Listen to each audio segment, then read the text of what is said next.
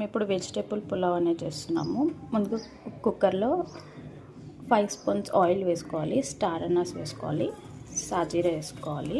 Oil వేడాక లైట్గా అనేది green chillies వేస్తున్నాను, ఎక్కువగా వేయట్లేదు, మళ్ళీ స్పైసీ అనేది అవుతుందని. గ్రీన్ చిల్లీస్,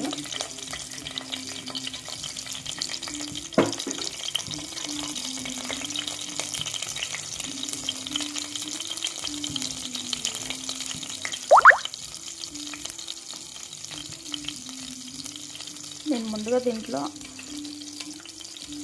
బ్రింజాల్, ఆనియన్, పచ్చిమిర్చి, మటర్, ఇంకా ఆలు, టమాటా, మన దగ్గర ఉన్న క్యారెట్, అన్ని వెజిటేబుల్స్ అనేది మంచి శుభ్రం చేసి కడిగేసుకొని దీంట్లో ఆయిల్ అనేది వేయాలి. వెజిటేబుల్స్ అనేవి వేగాక కొంచెం లైట్గా వేగాలి ఆయిల్లో, పచ్చివాసన అనేది పోతుంది. దాని తర్వాత సరిపడా ఉప్పు అనేది వేయాలి. నేను 1 గ్లాసు రైస్కి ఉప్పు అనేది వేస్తున్నాను.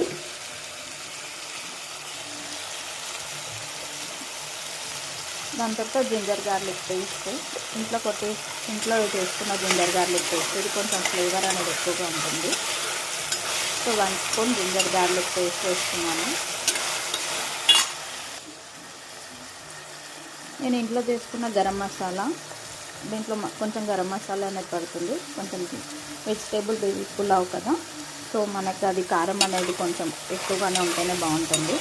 సో దీంట్లో గరం మసాలాది 1/2 స్పూన్ వేస్తున్నాను. లైట్గా కారం కూడా వేయాలి.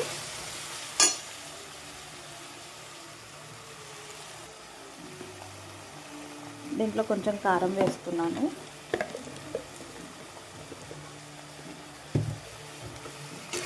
ఆయిల్లో కొంచెం స్మెల్ అనేది పోయే వరకు కొంచెం మంచిగా వేగనివ్వాలి.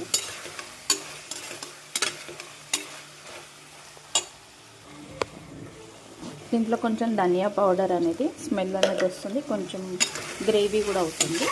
సో ధనియా పౌడర్ కొంచెం లైట్గా వేగనివ్వాలి. ఇది కూడా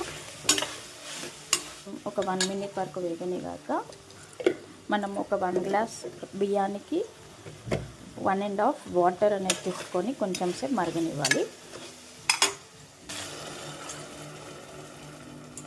చాలు, ఎక్కువగా వద్దు, మళ్ళీ మెత్తగా అయిపోతుంది రైస్ అనేది. కొంచెం వాటర్ అనేది మరిగాక ఉప్పు అనేది సరిపోతుందో లేదో అని కొంచెం చెక్ చేసుకోండి. రైస్ బాగా సోక్ అయింది కాబట్టి 1 విజిల్ అయితే సరిపోతుంది. ఇప్పుడు 1